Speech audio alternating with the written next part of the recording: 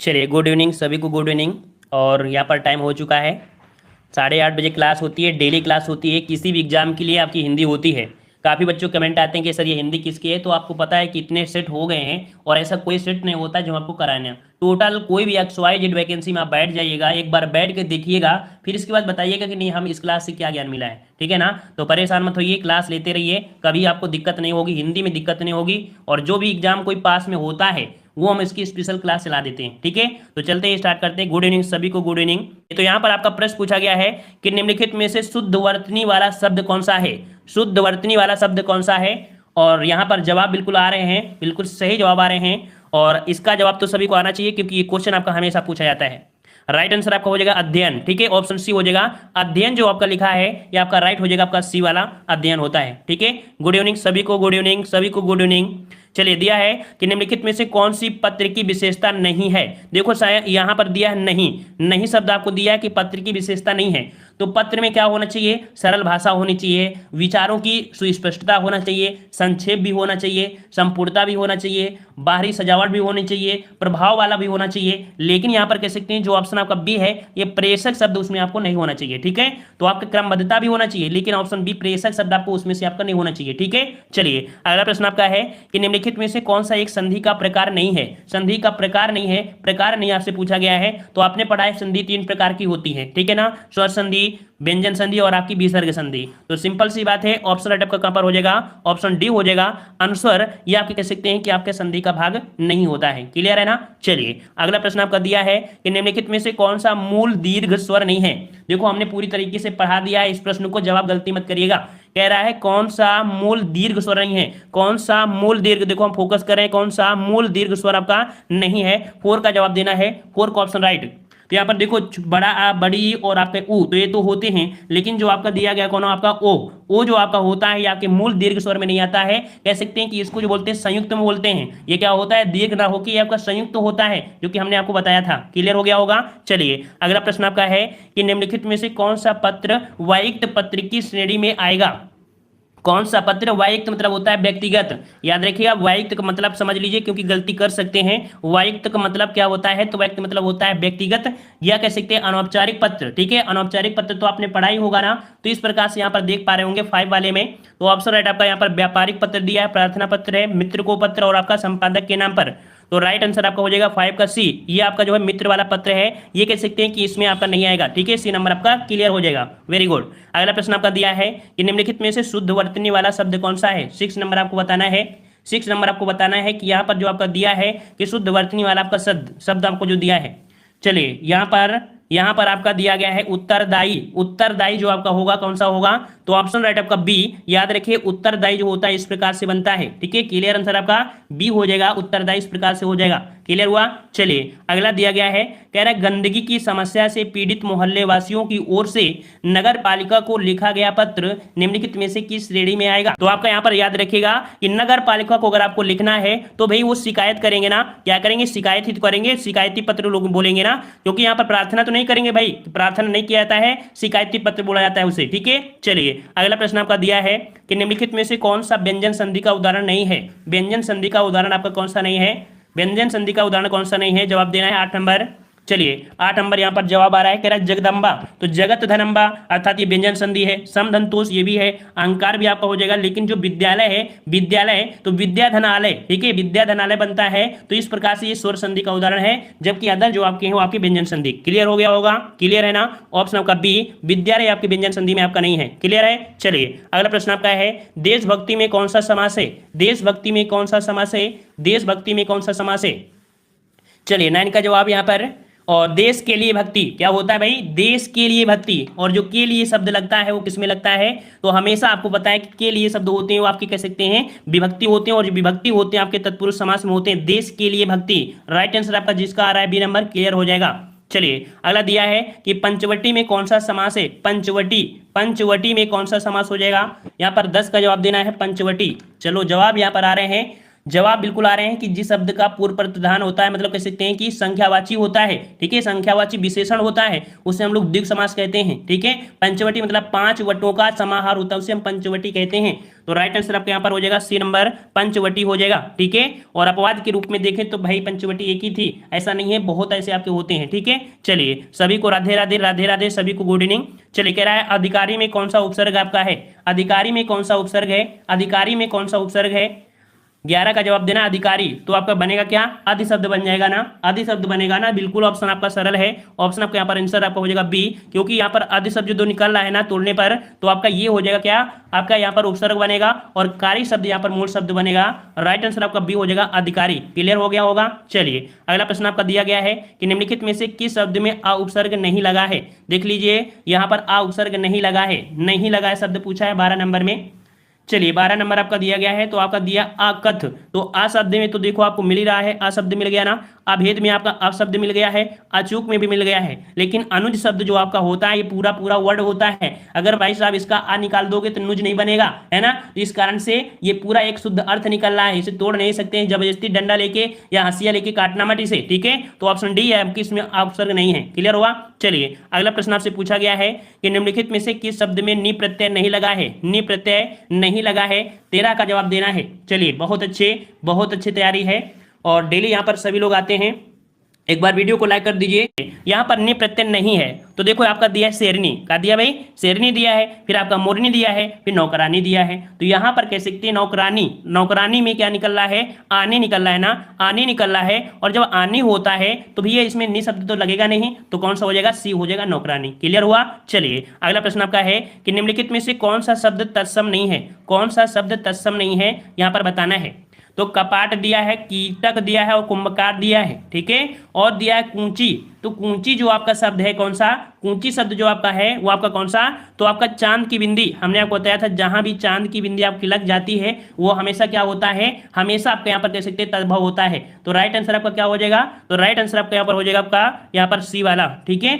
और चलिए यहाँ पर अगला प्रश्न आपसे पूछा गया है कि निम्नलिखित में से कौन सा वाक्य अशुद्ध है, कौन सा वाक्य अशुद्ध है, कौन सा वाक्य अशुद्ध है, यहाँ पर बताना है। 15 नंबर कह रहा है आज मैं यहीं रहूंगा, सज्जन लोग भला ही सोचते हैं, क्या तुम कॉलेज जाते हो, अभी तक पत्र नहीं मिला है। इसका जवाब दीजिए, देखते हैं किसका जवाब कौन कौन सही कर पाएंगे, क्योंकि ये प्रश्न थोड़ा सा समझने योग्य है। और बहुत ही अच्छी बात है कि जवाब यहाँ पर बी आ रहे हैं, और बी आ रहे हैं तो कुछ है कोई गलती आपकी बी में है। Very good. यहाँ पर दिया है सज्जन और आपका लोग दिया है, तो भाई सज्जन को हो तो सज्जन के साथ लोग लगाना जरूरी है क्या, लोग लगाना जरूरी नहीं है ना, क्योंकि सज्जन व्यक्ति ऑलरेडी एक लोग ही तो होंगे ना, कोई जानवर तो होंगे नहीं, तो इस कारण से कह सकते हैं लोग शब्द यहाँ पर नहीं जरूरी था। और ही जो आपका निपात है इसका भी जरूरत नहीं था, तो यहाँ पर कह सकते हैं गलती जो आपकी है वो आपके बी वाले में है, ठीक है। क्लियर है। चलिए अगला दिया है कि मुझे आज खाने का मन नहीं होता है, मुझे आज खाने का मन नहीं होती है। यहाँ पर दिया है होती शब्द दिया है भाई, तो भाई यहाँ पर दिया है होती, तो होती शब्द क्या होता है, क्या यहाँ पर होती शब्द लगाएंगे क्या, नहीं लगाएंगे ना। तो यहाँ पर कह सकते हैं कि 16 का जो जवाब बनेगा वो आपका बनेगा ऑप्शन राइट आपका यहाँ पर डी नंबर, मन नहीं होती है, यहाँ पर आपका अशुद्धि है, यहाँ पर होना चाहिए होता। क्लियर है ना, ऑप्शन आपका डी। अगला प्रश्न आपसे पूछा गया है कि उत्पत्ति के आधार पर शब्दों के 4 भेद किए गए हैं, निम्नलिखित में से कौन सा भेद गलत है। उत्पत्ति के आधार पर आपका दिया है, सभी को जय हिंद, सभी को जय हिंद, राधे राधे। चलिए उत्पत्ति के आधार पर आपके कितने होते हैं भाई, तो 4 होते हैं, कौन, तत्सम, तद्भव, देशज और विदेशज, है ना। लेकिन भाई साहब यहाँ पर विदेशी दिया है, यौगिक दिया है, तो गलती कहाँ पर आपकी है, गलती आपकी सी है, यौगिक शब्द आपके इसमें आपका नहीं आएगा, तत्सम, तद्भव, देशज, विदेशज होते हैं। क्लियर हो गया होगा। चलिए अगला प्रश्न आपका दिया है कि वाक्य को समाप्त करने के लिए जिसका प्रयोग किया जाता है उसे क्या कहते हैं। देखिए अगर वाक्य को समाप्त करना है, अगर वाक्य को समाप्त करना है तो हम लोग क्या बोलेंगे, तो ऐसी स्थिति में हम लोग प्रयोग करते हैं, ऑप्शन राइट आपका यहाँ पर बी बन जाएगा, पूर्ण विराम का करते हैं, ठीक है ना। और हिंदी में जो पूर्ण विराम होता है वो इस प्रकार से होता है, और इंग्लिश में जो पूर्ण विराम होता है वो एक चांद की बिंदी मतलब छोटी सी बिंदी होती है। क्लियर है ना, सभी को गुड इवनिंग, सभी को गुड इवनिंग। चलिए अगला है माता पिता लोहे के चने चबाकर बच्चों को पढ़ाते हैं, रेखांकित मुहावरा का अर्थ स्पष्ट कीजिए। चलिए यहाँ पर दिया है तो आपका जवाब 19 का हो जाएगा, कौन सा, ए नंबर, बहुत कठिनाई झेलना। ऑप्शन आपका यहाँ पर हो जाएगा बहुत कठिनाई झेलना, ए नंबर आपका क्लियर हो जाएगा। क्लियर हुआ। चलिए अगले प्रश्न को आते हैं। प्रश्न आपसे अगला पूछा गया है कि कहाँ राजा भोज कहाँ गंगूतेली, लोकोक्ति का अर्थ बताइए। कहाँ राजा भोज कहाँ गंगूतेली, तो यहाँ पर आपका जवाब क्या बनेगा, सर लेट हो गए, कोई बात नहीं, लेट हो गए, जब आए तभी, ठीक है, जब जागो तभी सवेरा, ठीक है, जब जागो तभी सवेरा, जिस समय आओ तब लगाने शुरू। तो कहाँ राजा भोज, कहाँ गंगू तेली, तो इसका जो अर्थ हो जाएगा कौन सा, तो 20 का ऑप्शन आपका ए हो जाएगा, विशिष्ट और सामान्य व्यक्ति की तुलना, ठीक है, विशिष्ट और सामान्य व्यक्ति की तुलना, कहाँ राजा भोज, कहाँ गंगू तेली, ठीक है। चलिए अगला प्रश्न आपका है कि जहां एक ही वर्ण की आवृत्ति बार बार होती है तो उसे हम लोग क्या कहते हैं, 21 का जवाब दीजिएगा सभी लोग। चलिए यहां पर सही जवाब देना है। आज आज क्लास जो हमारी रही है जीके की, बहुत ज़्यादा हमने करवा दिया है, ठीक है। और यहाँ पर 21 का जवाब आपका बनेगा बी नंबर, जहाँ पर वर्णों की होती है, वर्ण की आवृत्ति जब बार बार होती है वहां पर अनुप्रास अलंकार होता है। क्या होता है, अनुप्रास अलंकार होता है। ऑप्शन आपका बी बनेगा, अनुप्रास अलंकार। क्लियर हो गया होगा। चलिए अगला दिया गया है कि क्रिया के मूल रूप को क्या कहते हैं, क्रिया के मूल रूप क्या क्या कहते हैं, क्रिया के मूल रूप को क्या कहते हैं। चलिए बहुत अच्छे जवाब यहाँ पर आ रहे हैं। 22 का जवाब जो बनेगा ऑप्शन राइट आपका हो जाएगा सी, क्रिया के मूल रूप को बोलते हैं धातु बोलते हैं, ठीक है। क्या बोलते हैं, क्रिया के मूल रूप को क्या बोलते हैं, धातु बोलते हैं। तो 22 का ऑप्शन आपका यहाँ पर बनेगा, ठीक है। किसी भी आंसर में क्या होता है, जोड़ा जाता है तभी आपका बनता है पूर्ण रूप, ठीक है। चलिए अगला प्रश्न आपका दिया है कि भीष्म पितामह ने आजीवन शादी न करने का प्रणय लिया था, रेखांकित शब्द का समास होगा। तो यहाँ पर देख सकते हैं कि ये भीष्म पितामह है, ये बात तब की है, लेकिन अब की बात क्या है, अगर शादी नहीं करोगे तो समाज में आपकी इज्जत भी नहीं रहेगी, ठीक है ना। और कोई किसी के दरवाजे या कह सकते हैं बैठने के लिए नहीं देगा। तो भाई यहाँ पर जॉब लीजिए और ऐसी अपनी पर्सनालिटी बनाइए, ठीक है, ताकि लोग दूसरे सम्मान करें आपका। तो यहाँ पर आपका आजीवन शब्द है, और आजीवन में आपका जो दिया है आशब्द जो दिया है, यहाँ पर आशब्द अव्यय है, और जो अव्यय है वो आपका अव्यय भाव समास होता है। ऑप्शन आपका ए हो जाएगा। क्लियर हो गया होगा। चलिए अगले प्रश्न को आते हैं। प्रश्न आपसे अगला दिया है कि निम्नलिखित में से कर्मवाच्य वाला वाक्य चुने। कर्मवाच्य आपको चुनना है। यहाँ पर सभी लोग वीडियो को शेयर कर दे भाई, सभी लोग वीडियो को शेयर कर दे। टाइम जो होता है 8:30 बजे होता है, तो आप लोग टाइम से आ जाया करिए। चलिए यहाँ पर आपका कर्मवाच्य वाला वाक्य चुनना है, कर्म। और यहाँ पर आप देख सकते हैं कि दिया है ऐसा कहते हैं कि, दूसरा है तुम लिख नहीं सकते, चौथा है बिल्ली के हाथों चूहा मारा गया। तो देखो यहाँ पर कह सकते हैं बिल्ली के द्वारा, ये भी तो कह सकते हैं ना बिल्ली के द्वारा। तो यहाँ पर जो शब्द आपका कौन सा है, सी वाला, यहाँ पर आपका कर्मवाच्य आपका हो जाएगा। ऑप्शन आपका 24 का जो जवाब हो जाएगा आपका सी वाला हो जाएगा, ठीक है। सी वाला आपका हो जाएगा। भाई इसमें पहले में कर्म कहाँ दिख रहा है, कर्म तो है ही नहीं है। चलिए अगला प्रश्न आपका है कि से के द्वारा किस कारक पर प्रसर्ग है, से के द्वारा किस में होता है। तो करण वाले मतलब कह सकते हैं यहाँ पर करण से के द्वारा होता है ना, करण से के द्वारा, अर्थात ऑप्शन कौन सा बनेगा, यहाँ पर आपका बी हो जाएगा, करण आपका हो जाएगा। क्लियर हो गया। बिल्कुल इजी है, हम लोग फटाफट बिल्कुल बढ़ते चले जा रहे हैं, ठीक है। और यहाँ पर बेसिक भी पढ़ते रहिएगा, आपके जीवन के लिए, भविष्य के लिए काम देगा। चलिए अगले प्रश्न आपसे पूछा गया है कि निम्नलिखित शब्दों में से स्त्रीलिंग शब्द को पहचानना है। स्त्रीलिंग आपसे पूछा गया, स्त्रीलिंग आपका कौन सा है। तो 26 का जो जवाब हो जाएगा, 26 का जो जवाब बनेगा, ऑप्शन आपका देखिए, संसार दिया है, और गौरव दिया है, समुदाय दिया है, और अश्विनी दिया है। तो अश्विनी जो आपका है वो आपका कौन सा हो जाएगा, डी। यहाँ पर अश्विनी जो आपका है या आपका कैसा है, आपका स्त्रीलिंग आपका हो जाएगा। क्लियर है ना। चलिए बहुत ही अच्छी बात है कि पहले से आंसर आ जाते हैं, मतलब कह सकते हैं भयंकर तैयारी हो गई है पूरी तरीके से। चलिए निम्नलिखित में से कौन सा जोड़ा सही नहीं है, कौन सा जोड़ा सही नहीं है। तो आपका दिया है बेटी का दिया है बेटियां, दिया है डिबिया का दिया है डिबिये। तो भाई डिबिये शब्द आपने पढ़ा है क्या, डिबिये नहीं पढ़ा है ना, डिबिया पढ़ा है। मतलब या में मात्रा, जब या शब्द आए तो उसमें चांद की बिंदी लगाया जाता है, या शब्द जब भी आए तो उसमें चांद की बिंदी लगता है। तो यहाँ पर कह सकते हैं जो आपका डिबिया है या आपका गलत है, डिबिया होना चाहिए था। क्लियर हुआ। चलिए अगला दिया है कि संविधान के किस अनुच्छेद में हिंदी को राजभाषा तथा इसकी लिपि देवनागरी को स्वीकार किया गया है। यहाँ पर देख सकते हैं कि हिंदी जो आपकी राजभाषा है और इसकी देवनागरी जो है वो आपकी क्या है, तो आपकी लिपि जो है आपकी देवनागरी है। ये जो आपको बोला गया है, किसमें बोला गया है, तो राइट आंसर आपका जवाब हो जाएगा 28 का सी, ठीक है। 28 का सी बनेगा। ये आर्टिकल 343 में बोला गया है, ठीक है। क्लियर हुआ। चलिए अगला दिया है गद्यांश, और ये गद्यांश पढ़ लीजिए, भागना मत, क्योंकि ये गद्यांश जो आपका है इससे जीके के 5 प्रश्न आपको बनने हैं, ठीक है। तो यहाँ पर देखो, भारत का गौरव बढ़ाने वाले महानुभावों में रविन्द्रनाथ टैगोर का स्थान अग्रण्य है, उनका जीवन सदैव प्रेरणादायी है। उनका जन्म कहाँ हुआ था, याद रखिए रविन्द्रनाथ टैगोर का जन्म हुआ था आपके 7 मई 1861 को कलकत्ता में हुआ था, और ये बंगाली परिवार से थे। इनके पिता का नाम क्या था, तो इनके पिता का नाम क्या था भाई, देवेंद्रनाथ था, और माता का नाम शारदा देवी था। उनके पिता ब्राह्मण समाज के नेता थे। वे महान कवि, कहानीकार, गीताकार, चित्रकार, संगीतकार, नाटककार और सच्चे देशभक्त थे। और याद रखिए उन्होंने 8 वर्ष की छोटी, याद रखिए कब, 8 वर्ष की छोटी उम्र में कविता लिखी थी। किसने, रविन्द्रनाथ टैगोर ने, ठीक है। और यहाँ पर याद रखिए जैसे आपका है काबुली वाला, मास्टर साहब, पोस्टर, ठीक है, मास्टर जैसी आपकी बहुत अब लिखा था। अगला पॉइंट जो महत्वपूर्ण है कि वर्ष 1878 में कानून की पढ़ाई के लिए लंदन गए थे, लेकिन साहित्य प्रेमी, इनको साहित्य का प्रेम था, तो इस कारण से कह सकते हैं वो बिना डिग्री ले ही वो आपको वापस आ चुके थे। ठीक है, प्रकृति में प्रेमी की रविंद्र जी ने शांति निकेतन, याद रखिए शांति निकेतन की स्थापना 16 अक्टूबर 1905 में की गई थी। ठीक है ना। अच्छा, और इसके बाद देखो कि इन्होंने कलकत्ता में रक्षाबंधन का उत्सव बंग भंग आंदोलन आरंभ किया था। इसी आंदोलन से भारत में स्वदेशी आंदोलन का सूत्रपात हुआ। उनकी सबसे लोकप्रिय रचना आपकी है कौन सी? गीतांजलि। कौन सी आपकी? तो गीतांजलि उनकी है, जिसके लिए 1913 ईस्वी में उन्हें नोबेल पुरस्कार प्रदान किया गया। वर्ष 1919 में उन्होंने जलियांवाले कांड में उन्होंने नाइटहुड की उपाधि वो कर दिया था। ये क्वेश्चन आपके बड़ी बड़ी एग्जाम में पूछा जाता है कि नाइटहुड की उपाधि जो कह सकते हैं दिया था, कब दिया था? तो जलियांवाला हत्याकांड जो हुआ था उसी में लौटा दिया था। भारत का जो राष्ट्रगान है जनगण मन, और बांग्लादेश का जो राष्ट्रीय गीत है आपका कौन सा? अमार सोनार बंगला, ये इन्हीं के द्वारा रचा गया था। ठीक है, रविन्द्रनाथ जी का जो निधन हुआ था कब हुआ था? तो 7 अगस्त 1941 को। कब हुआ था? 7 अगस्त 1941 को रविन्द्रनाथ टैगोर का यहाँ पर डेथ हुई थी कलकत्ता में, और सदा उनका जीवन रहेगा। ये देखो यहाँ पर आपने जीके पढ़ लिया, मतलब था हिंदी का गद्यांश ही ऐसा था। आप देखो जवाब बिल्कुल भना भना आप देते रहोगे। कह रहा है जनगण मन राष्ट्रगान के रचनाकार कौन से हैं? तो यहाँ पर देखो कुछ लोग है ना आते भी जाते भी हैं, लेकिन ऐसे लोग क्या होते हैं ना, बस सोचते हैं कि कहाँ पर वो मिला है। भंडारा में किसी को मालपुआ अच्छा लगता है, किसी को वो चाउमीन अच्छी लगती है, किसी को चाट अच्छा लगता है। तो वही चीज होता है, आते रहो जाते रहो, ऐसा है ना। और आते रहो जाते रहो तो ऐसी जिंदगी आते और जाते में ही कट जाती है। ठीक है ना। तो यहां पर दिया है जनगण मन राष्ट्रगान, जो आपके रचनाकार आपके कौन है? तो आपके कौन? तो रविन्द्रनाथ टैगोर हैं, जो कि आंसर आपका मिल गया है। अगला है नाइटहुड की उपाधि रविन्द्रनाथ ने क्यों लौटाई थी? नाइटहुड की उपाधि रविन्द्रनाथ क्यों लौटाई थी? तो यहाँ पर देख सकते हैं कब लौटाई थी, क्यों लौटाई थी। तो 30 का जो जवाब हो जाएगा ऑप्शन बी। याद रखिए जलियांवाला हत्याकांड के विरोध में, जो कि अभी आपने पढ़ लिया था। ठीक है, अगला है रविन्द्रनाथ टैगोर की कौन सी रचना के लिए नोबेल पुरस्कार प्राप्त हुआ है?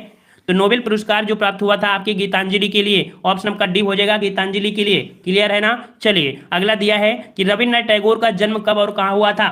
रविन्द्रनाथ टैगोर का जन्म कब और कहाँ हुआ था? तो देखो ये आपका प्रश्न है, 4 प्रश्न थे, और जो लोग यहाँ पर आए थे और चले गए थे उनको दे देना। छींके आने लगेंगी कि उनकी जन्म कहाँ हुआ था, डेट नहीं बता पाएंगे। केवल बस लोग केवल देखना, जीवन में एक कष्ट होता है ना कि जल्दी जल्दी वाला काम करते हैं, छींके आएंगी, ये प्रश्न को जवाब नहीं दे पाएंगे कहाँ पर आपको हुआ था, किस डेट में। ठीक है, तो भाई कभी कोई चीज पढ़ाते हैं उस पर फोकस किया करिए कि आखिरकार हम गद्यांश क्यों पढ़ा रहे हैं। गद्यांश में कुछ ना कुछ आपको तत्व मिलने वाला होता है। ठीक है ना।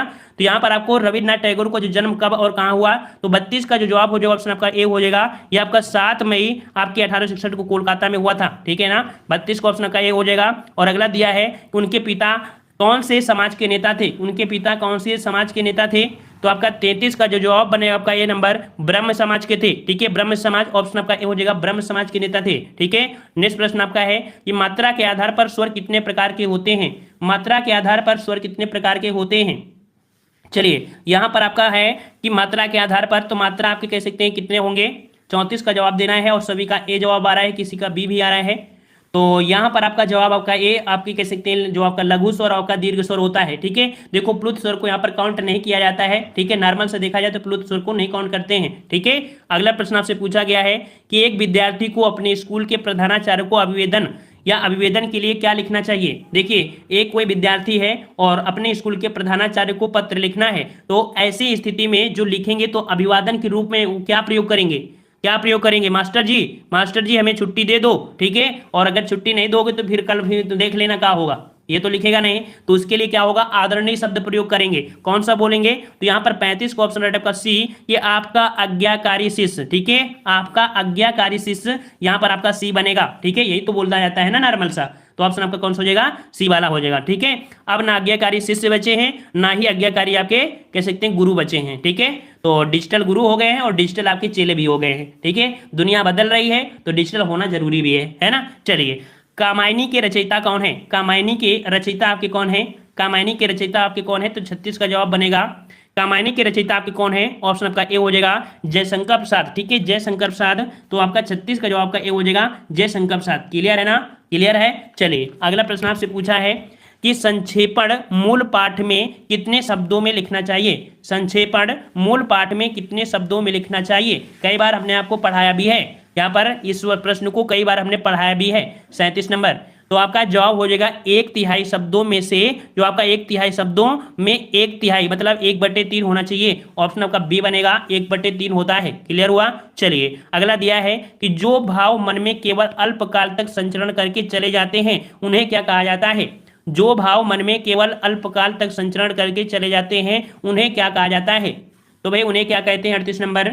तो इन्हें हम लोग बोलते हैं संचारी भाव। क्या बोलते हैं, इन्हें संचारी भाव बोलते हैं। और इनकी संख्या कितनी होती है, तो 33 होती है। संचारी भाव की संख्या 33 होते हैं। और याद रखिए वो व्यक्ति बहुत अच्छे होते हैं जिनके मतलब मन में कोई क्रोध हो या कुछ भी हो, थोड़े समय के लिए आते हैं, ऐसे लोग बहुत ही अच्छे होते हैं। ठीक है, तो ऑप्शन का ए हो जाएगा। अगला प्रश्न आपका है कि परा उपसर्ग का अर्थ बताइए। परा उपसर्ग का अर्थ क्या बनता है, 39 नंबर बताना है। परा उपसर्ग का बताना है, परा उपसर्ग। तो 39 का जो जवाब हो जाएगा, परा मतलब होता है उल्टा। क्या होता है, परा मतलब उल्टा होता है। याद रखिए क्या होता है, उल्टा होता है। 39 का जो जवाब बनेगा कौन सा, ऑप्शन बी बनेगा। अगला प्रश्न आपसे यहाँ पर, ठीक है, क्लियर हुआ। अगला प्रश्न आपका दिया है कि दीपक सा मन जल चुका। दीपक सा मन जल चुका, इस पंक्ति में वाचक शब्द कौन सा है। 40 नंबर बताना है कि दीपक सा मन जल चुका, इस पंक्ति में वाचक शब्द कौन है। 40 नंबर, 40 नंबर आपको बताना है। तो वाचक शब्द जो इनको जोड़ रहा है, इनको जो जोड़ रहा है, तो वाचक कौन सा हो जाएगा, तो आपका सा शब्द जो आपका है ये आपका वाचक हो जाएगा, क्योंकि यही तो जोड़ रहा है ना। तो ऑप्शन आपका बी हो जाएगा, सा हो जाएगा। अगला है भारतीय संविधान में हिंदी भाषा को मान्यता कब प्रदान की गई।